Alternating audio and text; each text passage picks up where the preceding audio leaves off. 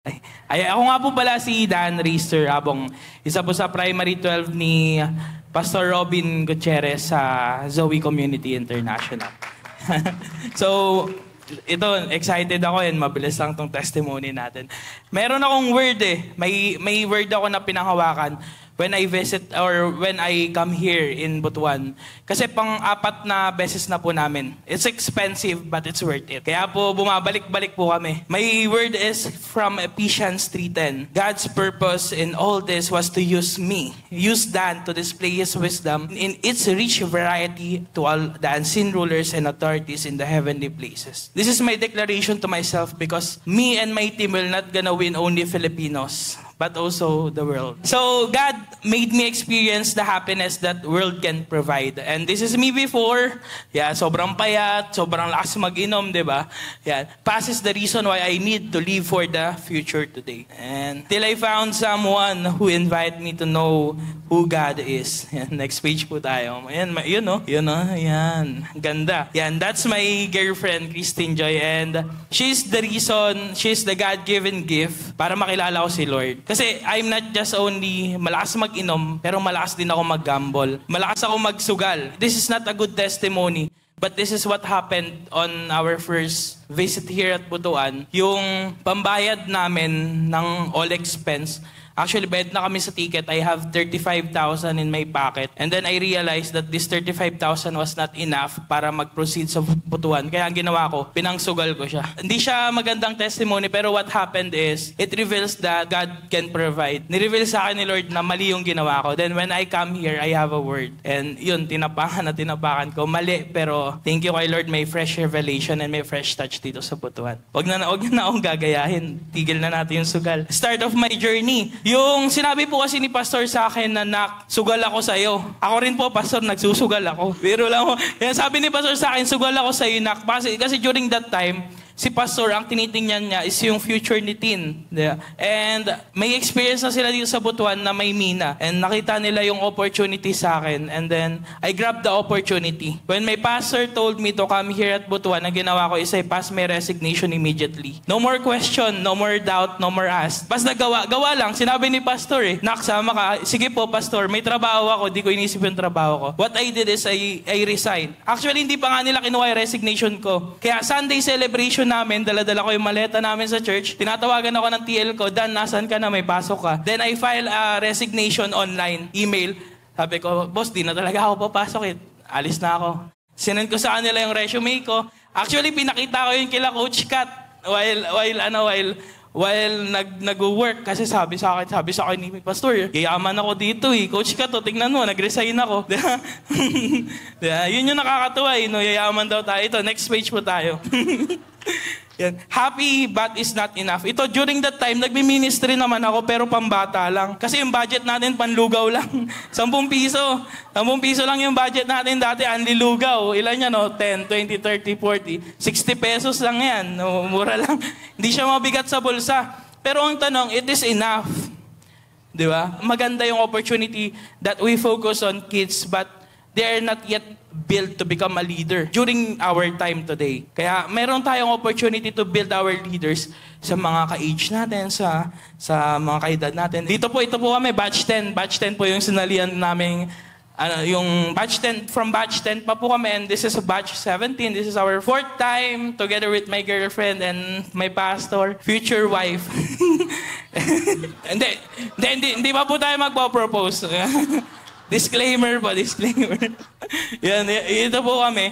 And next page po tayo. Ayun, may verse po ko dyan, 2 Chronicles 20:20. So they rose early in the morning and went out in the wilderness of Tekoa. And as they went out, Jehoshaphat stood and said, "Hear me, O Judah, and you inhabitant of Jerusalem. Believe in the Lord your God, and you shall be established. Believe His prophet, and you shall prosper." Diba? During that time, tumawag yung TL ko, natutulog ako. Sabi, "Pasok ka Dan, pang umaga ka." Ayoko. I got up early in the morning. I wash up. Inayos ko yung maleta ko. Pumunta ako sa church. Then I passed my resignation. Sumunod ako sa pastor ko. "Believe in the Lord your God and you shall establish." And now, ito na po kami. Nag-apply na po ako ng vision. Yan, ito po yung mga na-win namin before. Tapos po kasi ng Butuan, pagbalik ng Binangonan Rizal, hindi naman po ganun ka-smooth, di ba? we must focus on building ministry. Building our ministry. Actually, there's a persecution happened. Wala po kasi yung work na nangyari sa akin for 3 months. Natahinga ako for 3 months. Pinapersecute ako ng family ko. Taga Marikina po kasi talaga ako. And nagbe-ministry ako sa Binangonan. Layo po, no? And anong nangyari, pinalayas ako ng nanay ko sa bahay namin. Kasi wala na akong mabigay, di ba? Parang, anak, wala ka ng pera, anak, wala ka ng bag sa bahay. Alis ka. Tumira po ako sa church ng 1 week. Sabi ni pastor sa akin, nak, parang di na maganda tignan, nakatira ka sa church, baka may gumaya sa'yo. Baka may mawin kami sa labas, no? Tapos gusto rin tumira sa church, sabihin, si Dan, ba't pinapatira niyo ako? Bawal, di ba? Huwag na tayo maging, parang pinoprotektahan ni pastor yung madawit yung name ko sa masamang bagay. Kaya, ang sinabi ni pastor is, nak, rent ka ng apartment po. And now, I am renting my own apartment. Tinapakan ko during that time because I don't have a client, I don't have a money. But what I did is I step up my faith, believe in the Lord, and believe in my prophet. Nag-apartment ako, wala akong pera. And we found an apartment na hindi kailangan ng 1 month advance, hindi kailangan ng 1 month deposit. Power kay Lord, no, power. Sunod lang tayo kay Lord. Hindi kailangan nun, hindi kailangan ng pera, kailangan mo lang faith. Next slide po tayo. Yan, this is where we started. Actually, ito po kami dati, sobrang liit ng home office. Pero ngayon po, hindi na po kami kasya dyan. Yung kulay brown po sa likod, wala na yan kasi di na po talaga kami kasya. And ito na po yung result ng ministry, di ba? Pag may mentoring po kami, hindi na po kami sa lugawan. Sa Anli Wings na po kami na tig 700 isa. Power. And ito po yung mga mentoring namin. And next slide po. Ito po yung sambahay namin. 2 na po yung sambahay namin. Sambahay sa Marikina, sambahay sa Binangonan. I remember that God provide quail egg sa Israelites. And yung nag-preach po yung kapatid ni Pastor Robin, may sinabi po siyang exact range ng bumaba yung quail egg. And nag-research po ako sa Google Maps, yung layo po nun is from Marikina to our church sa Zoe Community. Yes po, power no, power. Kaya anong nangyari po ngayon is we rent jeep, our own expense, para po yung family ko madala po sa Marikina to Binangonan. And I was able to yung mga pamangkin ko po, nakapag-life class na po silang lahat. And nakapag-encounter na rin po. And ito po yung sambahay namin sa Bilibiran. We are able to blessed families na po. Actually, the reason why we did that sambahay, because we wanted to empower one of my leader. May leader po kasi ako na sobrang mahihain.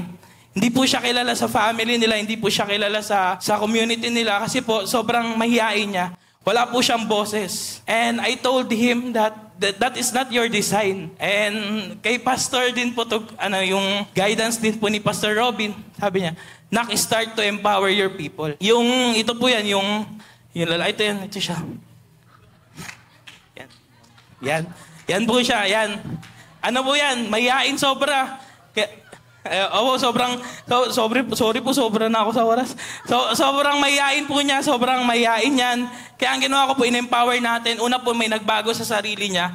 And ngayon, nagbago na po sa community niya. Pag nakikita po siya sa community niya, yung mga anak ng mga nanay, ng mga tatay, pinapasama sa kanya. Sino? Dali mo tong anak ko para magbago. Bakit? Kasi po may nagbago sa kanya. And sa akin din po may nagbago. Kaya thank you po kay Lord. Yung nanay ko na nagpa-persecute, nagpapalaya sa akin yung ngiti. Grabe oh. Nawala ng ngipin yung mama ko sa sobrang tuwa. Hindi, biro lang po. Yan. Grabe po, no? Yung mga nagpe-persecute sa atin, once they saw that God is living in you, grabe, mapapangiti. Hanggang ngayon po, di na po nakasibangot yung nanay ko. And ito na po yung family namin. Yung bahay namin, kulay red na ngayon, di na po kulay green. Dati pa po kasi yung picture na yan. Maraming container ng jug, pero green. Ngayon po kulay red na. Yan, masaya na rin po yung mga pamangkin ko. Before po kasi, mahilig po ako manumbat sa mga pamangkin ko. Kasi po nakapagbigay po ako sa bahay. Dati, 500 pesos per month eh. Ang kapal na mukha. Debiro lang ako. Pero ngayon, we are able to provide them what they need. Yeah. Ito po kami ng Wealth Summit. Me and my girlfriend was able to provide the 6-digit first fruit. And last po, last po. Ito na po yung mga leaders natin. Ina-empower po natin sila to do the soy meals, to do the consolidation. And yan po. Ito po yung result ng vision namin. We're able to fulfill yung mapuno lagi yung church and additional service po. And glory to Lord and glory to God. And I'm very thankful that I have a leader who will trust me everything. Marami pa pong kwento pero may susunod pa po.